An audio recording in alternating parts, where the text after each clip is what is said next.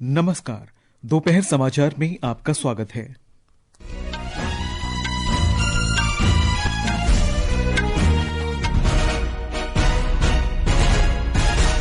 प्रधानमंत्री नरेंद्र मोदी ने प्रयागराज महाकुंभ की घटना को बेहद दुखद बताया। उन्होंने स्थिति की जानकारी ली और हर संभव सहायता का आश्वासन दिया। उत्तर प्रदेश के मुख्यमंत्री योगी आदित्यनाथ ने महाकुंभ में लोगों से अफवाहों पर ध्यान न देने का आग्रह किया। मौनी अमावस्या का अमृत स्नान सुचारू रूप से जारी। वक्फ संशोधन विधेयक 2024 पर संयुक्त संसदीय समिति ने विधेयक से संबंधित 14 खंडों पर संशोधन के साथ अपनी मसौदा रिपोर्ट को अपनाया। दिल्ली विधानसभा चुनाव के लिए कांग्रेस ने घोषणा पत्र जारी किया। बीटिंग रिट्रीट समारोह आज शाम नई दिल्ली के विजय चौक पर कड़ी सुरक्षा के बीच आयोजित किया जाएगा। और चैंपियंस ट्रॉफी क्रिकेट टूर्नामेंट की मेजबानी के लिए पाकिस्तान की तैयारियों पर चिंताओं के बीच आईसीसी के मुख्य कार्यकारी अधिकारी जेफ एलार्डिस ने पद से इस्तीफा दिया।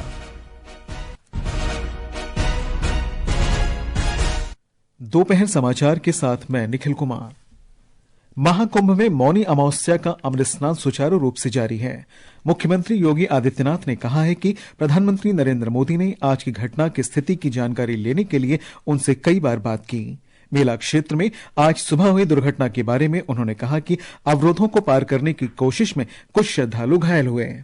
रात्रि को 1 से 2 बजे के बीच में अखाड़ा मार्ग पर बैरिकेड्स को फांद करके आने में कुछ श्रद्धालु गंभीर रूप से घायल हुए हैं। उन्हें तत्काल हॉस्पिटल में पहुंचा करके उपचार आदि की व्यवस्था उनके लिए की गई है। उनमें से कुछ श्रद्धालु गंभीर रूप से घायल हैं। लगातार प्रशासन स्थानीय स्तर पर श्रद्धालुओं की सकुशल स्नान कराने की रीत से मौनी अमावस्या का मुहूर्त प्रारंभ होने के बाद से ही लगा हुआ है। प्रयागराज में हालात वर्तमान में नियंत्रण में है।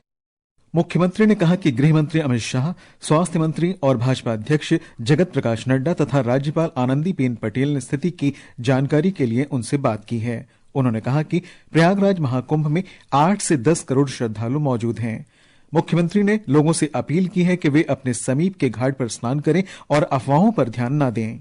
मेरी अपील है पूरे प्रदेशवासियों से, पूरे देशवासियों से और सभी श्रद्धालुओं से भी, सभी पूज्य संतों से भी कि अफवाह पर कोई ध्यान न दें, संयम से काम लें। ये सब आयोजन सभी लोगों का है। प्रशासन उनकी सेवा के लिए पूरी तत्परता के साथ लगा हुआ है। केंद्र और राज्य सरकार पूरी मजबूती के साथ वहां पर हर प्रकार का सहयोग करने के लिए तत्पर है। और जहां पर हैं आप, लगभग 15 से 20 किलोमीटर के दायरे में अस्थायी घाट बनाए गए हैं। उसमें कहीं भी वे स्नान कर सकते हैं। आवश्यक नहीं कि संगम नोच की तरफ ही आए।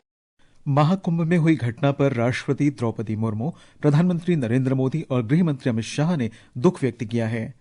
सोशल मीडिया पर राष्ट्रपति ने जान गंवाने वाले श्रद्धालुओं के परिजनों के प्रति संवेदना व्यक्त की। उन्होंने घायल श्रद्धालुओं के शीघ्र स्वस्थ होने की कामना की है। प्रधानमंत्री नरेंद्र मोदी ने कहा है कि इस हादसे में जिन श्रद्धालुओं ने अपने परिजनों को खोया है, उनके प्रति मेरी गहरी संवेदनाएं हैं।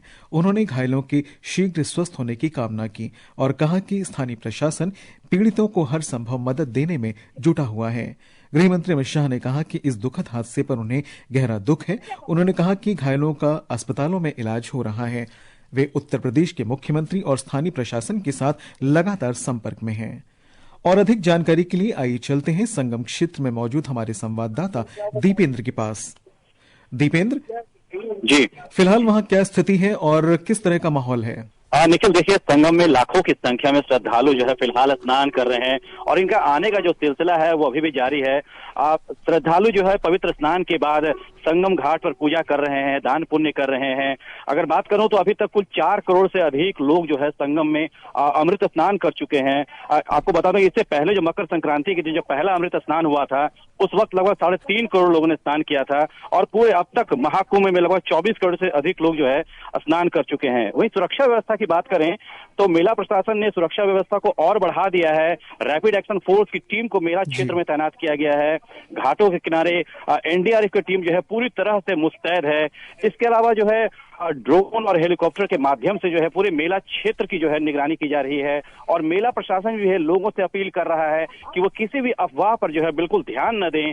इसके अलावा श्रद्धालुओं से अनुरोध किया जा रहा है कि वो जिस सेक्टर से स्नान करने जा रहे हैं उसी सेक्टर से वापस आ जाएं। जी निखिल। जी, रेलवे ने सोशल मीडिया पर चल रही उन अफवाहों का खंडन किया है जिनमें कहा जा रहा है कि महाकुंभ के लिए कुछ विशेष रेलगाड़ियां रद्द कर दी गई हैं। आकाशवाणी समाचार से बातचीत करते हुए रेलवे बोर्ड के सूचना और प्रसार के कार्यकारी निदेशक दिलीप कुमार ने इन खबरों को पूरी तरह से निराधार और भ्रामक बताया है। महाकुंभ के लिए भारतीय रेल द्वारा व्यापक व्यवस्था की गई है। इस महाकुंभ के दौरान भारतीय रेल द्वारा 13,400 से अधिक गाड़ियों का परिचालन किया जा रहा है। कुछ सोशल मीडिया साइट्स पर ऐसी बातें सामने आई है कि रेलवे ने गाड़ियों को कैंसिल किया है। इस बात में सच्चाई नहीं है। भारतीय रेलवे ने जिन गाड़ियों को चलाने की घोषणा की है उन सारी गाड़ियों का परिचालन किया जा रहा है, जिसमें विशेष गाड़ियां भी शामिल है। ये समाचार हमारी वेबसाइट www.newsonair.gov.in और हमारे न्यूज ऑन एआईआर ऐप पर भी उपलब्ध हैं। दोपहर समाचार में आपका फिर स्वागत है। वक्फ संशोधन विधेयक 2024 पर संसद की संयुक्त समिति ने आज मसौदा रिपोर्ट को स्वीकार कर लिया है। नई दिल्ली में संवाददाताओं से बातचीत में 31 सदस्यीय पैनल के अध्यक्ष जगदम्बिका पाल ने कहा कि समिति ने विधेयक से संबंधित 14 खंडों पर संशोधन को स्वीकार किया है। उन्होंने इस बात पर जोर दिया कि पिछले 6 महीनों में विधेयक पर विस्तृत विचार विमर्श किया गया। आज जो जेपीसी की ड्राफ्ट रिपोर्ट थी और जेपीसी का जो क्लॉज बाय क्लॉज जो हम लोगों ने 27 तारीख को हमारे 14 क्लॉजेज में अमेंडमेंट्स हुए थे, उसका अमेंडेड जो बिल था दोनों को मेजॉरिटी के साथ अडॉप्ट किया सभी सदस्यों ने। पहली बार हमने इस सेक्शन को जोड़ा है जिसको अडॉप्ट किया गया है। कल हम लोग इसको स्पीकर साहब को प्रस्तुत कराएंगे। वक्फ संशोधन विधेयक 2024 का उद्देश्य देश भर में वक्फ संपत्तियों के प्रबंधन और विनियमन में सुधार करना है। इस बीच विपक्षी सदस्यों ने रिपोर्ट को स्वीकार करने पर सवाल उठाया है। डीएमके सांसद ई राजा ने कहा कि रिपोर्ट को जल्दबाजी में अपनाया गया। वहीं कांग्रेस के नसीर हुसैन ने कहा कि उनके द्वारा की गई आपत्तियों और सुझावों को रिपोर्ट में शामिल नहीं किया। टीएमसी सांसद कल्याण बनर्जी, शिवसेना यूबीटी सांसद अरविंद सावंत और अन्य विपक्षी सांसदों ने कहा कि उन्होंने अपनी असहमति लिखित रूप में दर्ज कराई है। दिल्ली में 5 फरवरी को होने वाले विधानसभा चुनाव के लिए प्रचार तेज हो गया है। सभी प्रमुख राजनीतिक दलों के नेता जोर शोर से प्रचार में जुटे हैं। भारतीय जनता पार्टी, आम आदमी पार्टी और कांग्रेस के प्रमुख नेता रैलियों तथा रोड शो के अलावा घर घर जाकर भी प्रचार कर रहे हैं। प्रधानमंत्री नरेंद्र मोदी ने एक रैली में कहा कि दिल्ली के लोग अब ऐसी सरकार चाहते हैं जो गरीबों के लिए आवास का निर्माण करे, दिल्ली को आधुनिक बनाए और सभी घरों को नल से जल उपलब्ध कराने के साथ ही टैंकर माफिया से मुक्ति दिलाएं। आज दोपहर बाद उत्तर पूर्वी दिल्ली में यमुना खदर में एक जनसभा को संबोधित करते हुए श्री मोदी ने आम आदमी पार्टी की आलोचना करते हुए कहा कि दिल्ली की मौजूदा सरकार की बहानेबाजी, लूट और झूठ जारी नहीं रह सकते। उन्होंने कहा कि कांग्रेस और आप के 25 साल के शासन में दिल्ली की समस्या ज्यों की त्यों है और इन दोनों दलों ने 2 पीढ़ियों को बर्बाद कर दिया है। प्रधानमंत्री ने भाजपा के दिल्ली में सत्ता में आने के बाद लोगों से किए गए वादे समयबद्ध तरीके से पूरे किए जाने की बात कही और कहा कि ये मोदी की गारंटी है। दिल्ली में बनने वाली भाजपा सरकार अपने वायदे पूरी करेगी। मैं फिर दोहराता हूं, 8 तारीख के बाद जब दिल्ली में भाजपा की सरकार बनेगी, जो भी वादे आपको किए गए हैं वो सारे के सारे वादे समय सीमा में पूरे किए जाएंगे। ये मोदी की गारंटी है। इससे पहले अपने संबोधन में प्रधानमंत्री ने महाकुंभ में हुई दुखद घटना में जान गंवाने वाले लोगों के प्रति संवेदना व्यक्त की। मैं महाकुंभ में जो दुखद हादसा हुआ है, उस हादसे में हमें कुछ पुण्यात्माओं को खोना पड़ा है, कई लोगों को चोटें भी आई हैं। मैं प्रभावित परिवारों के प्रति संवेदना व्यक्त करता हूं और घायलों के जल्द स्वस्थ होने की कामना करता हूं। आम आदमी पार्टी के राष्ट्रीय संयोजक और पूर्व मुख्यमंत्री अरविंद केजरीवाल तथा पंजाब के मुख्यमंत्री भगवंत मान आज रोड शो करेंगे। कांग्रेस पार्टी ने आज दिल्ली विधानसभा चुनाव के लिए अपना घोषणा पत्र जारी किया है। पार्टी के वरिष्ठ नेता जयराम रमेश और पवन खेड़ा ने पार्टी की दिल्ली इकाई के प्रमुख देवेंद्र यादव के साथ घोषणा पत्र जारी किया। इनमें महिलाओं को प्यारी दीदी योजना के अंतर्गत हर महीने 2,500 रुपए, 25 लाख रुपए तक का मुफ्त स्वास्थ्य बीमा, 500 रुपए में एलपीजी सिलेंडर, मुफ्त राशन किट और 300 यूनिट मुफ्त बिजली देने का वादा शामिल है। श्री रमेश ने कहा है कि गारंटी का मतलब ये है कि जनता का अधिकार है और उन्होंने शहर में प्रदूषण के मुद्दे की कथित रूप से अनदेखी करने के लिए भाजपा और आम आदमी पार्टी पर निशाना साधा। दिल्ली के चुनाव के लिए कांग्रेस पार्टी ने 5 मुख्य गारंटी दी है, उसकी घोषणा भी हो चुकी है, उस पर काफी विचार भी हो चुका है। दिल्ली में व्यापार करने के लिए आसानी की बात नहीं, पर ईज ऑफ ब्रीदिंग महत्व रखता है, यानी कि सांस लेने की आसानी करनी है। Ease of breathing, ease of doing business नहीं, ईज ऑफ जुमलाबाजी नहीं, पर ईज ऑफ ब्रीदिंग। ये समाचार आकाशवाणी से प्रसारित किए जा रहे हैं।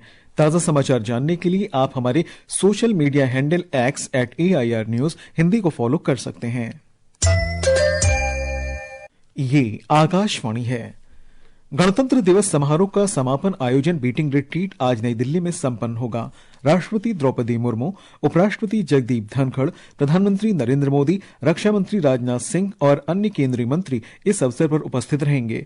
दिल्ली पुलिस ने बीटिंग रिट्रीट समारोह को देखते हुए यातायात के प्रबंध किए हैं। विजय चौक आज सामान्य यातायात के लिए दिन के 2 बजे से लेकर रात 9:30 बजे तक बंद है। रायसीना रोड पर कृषि भवन, गोल चक्कर और सुनहरी मस्जिद गोल चक्कर से विजय चौक के लिए यातायात की अनुमति नहीं है। रफी मार्ग पर भी सुनहरी मस्जिद, गोल चक्कर और कृषि भवन गोल चक्कर से भी यातायात बंद रहेगा। परामर्श के अनुसार विजय चौक और सी हेक्सागन के बीच कर्तव्य पथ पर भी यातायात पर पाबंदी है। सरकार ने संसद के बजट सत्र से पहले कल सर्वदलीय बैठक बुलाई है। सत्र 31 जनवरी से शुरू होगा। पहले दिन राष्ट्रपति द्रौपदी मुर्मू लोकसभा और राज्यसभा की संयुक्त बैठक को संबोधित करेंगे। वित्त मंत्री निर्मला सीतारामन 1 फरवरी को केंद्रीय बजट पेश करेंगे। इसमें सरकार की आर्थिक प्राथमिकताएं और घरेलू तथा वैश्विक चुनौतियों का सामना करने के लिए वित्तीय रणनीतियां होंगी। विशेषज्ञ और लोगों को उम्मीद है कि इस बार सरकार का ध्यान देश में सुदृढ़ ढांचे के निर्माण पर जोर देकर आर्थिक वृद्धि, रोजगार सृजन और वित्तीय कुशलता पर होगा। झारखंड में पश्चिमी सिंहभूम जिले में आज सुरक्षा बलों और नक्सलियों के बीच मुठभेड़ में 2 नक्सली मारे गए। पुलिस बलों पर हमला करने की योजना बना रहे माओवादियों का एक दल था, जिसके बाद सुरक्षा बलों द्वारा तलाशी अभियान चलाया गया। अंतर्राष्ट्रीय क्रिकेट परिषद आईसीसी ने जेफ एलॉर्ड्स के मुख्य कार्यकारी पद से इस्तीफा दिए जाने की पुष्टि की है। चैंपियंस ट्रॉफी क्रिकेट टूर्नामेंट की मेजबानी के लिए पाकिस्तान की तैयारी पर चिंताओं के बीच उन्होंने इस्तीफा दिया है। अपने विदाई संदेश में श्री एलॉर्ड्स ने कहा कि उन्हें क्रिकेट को वैश्विक पहुंच बढ़ाने से लेकर आईसीसी सदस्यों के लिए व्यावसायिक आधार तैयार करने पर बेहद गर्व है। आईसीसी के अध्यक्ष जय शाह ने भी श्री एलॉर्ड्स को उनके योगदान के लिए धन्यवाद देते हुए कहा कि उनके प्रयासों ने वैश्विक स्तर पर क्रिकेट को आगे बढ़ाने में महत्वपूर्ण भूमिका निभाई है। कई मीडिया रिपोर्ट में दावा किया गया कि पाकिस्तान के कई स्टेडियम में नवीनीकरण का काम देरी से चल रहा था और यहां तक कि टूर्नामेंट की समय सारणी में भी देरी से जारी की गई थी। पूर्व भारतीय कप्तान और बल्लेबाज विराट कोहली दिल्ली में घरेलू क्रिकेट में वापसी करने के लिए तैयार हैं। रणजी ट्रॉफी में कल दिल्ली के अरुण जेटली स्टेडियम में रेलवे के खिलाफ खेलेंगे। यह मैच सुबह 9:30 बजे से शुरू होगा। दिल्ली और जिला क्रिकेट संघ ने घोषणा की है कि दर्शकों के लिए प्रवेश निःशुल्क है। गुवाहाटी में इंडियन सुपर लीग में आज शाम 7:30 बजे इंदिरा गांधी एथलेटिक्स स्टेडियम में north east United football club का मुकाबला हैदराबाद फुटबॉल क्लब से होगा। नॉर्थ ईस्ट यूनाइटेड एफसी 6 मुकाबले जीतकर और 7 ड्रॉ के साथ अभी 6ठे स्थान पर है। नई दिल्ली के जवाहरलाल नेहरू स्टेडियम में खेले गए मैच में जमशेदपुर फुटबॉल क्लब ने पंजाब फुटबॉल क्लब को 2-1 से हरा दिया। अब जमशेदपुर फुटबॉल क्लब तीसरे स्थान पर है। पंजाब फुटबॉल क्लब इस सीजन में 7 में से एक भी मुकाबला नहीं जीत सका है। और अंत में मुख्य समाचार एक बार फिर। प्रधानमंत्री नरेंद्र मोदी ने प्रयागराज महाकुंभ की घटना को बेहद दुखद बताया। उन्होंने स्थिति की जानकारी ली और हर संभव सहायता का आश्वासन दिया। उत्तर प्रदेश के मुख्यमंत्री योगी आदित्यनाथ ने महाकुंभ में लोगों से अफवाहों पर ध्यान न देने का आग्रह किया। मौनी अमावस्या का अमृत स्नान सुचारू रूप से जारी। वक्फ संशोधन विधेयक 2024 पर संयुक्त संसदीय समिति ने विधेयक से संबंधित 14 खंडों पर संशोधन के साथ अपनी मसौदा रिपोर्ट को अपनाया। दिल्ली विधानसभा चुनाव के लिए कांग्रेस ने घोषणा पत्र जारी किया। बीटिंग रिट्रीट समारोह आज शाम नई दिल्ली के विजय चौक पर कड़ी सुरक्षा के बीच आयोजित किया जाएगा। और चैंपियंस ट्रॉफी क्रिकेट टूर्नामेंट की मेजबानी के लिए पाकिस्तान की तैयारी पर चिंताओं के बीच आईसीसी के मुख्य कार्यकारी अधिकारी जेफ एलॉर्ड्स ने पद से इस्तीफा दिया। इसके साथ ही दोपहर समाचार का ये अंक समाप्त हुआ। नमस्कार।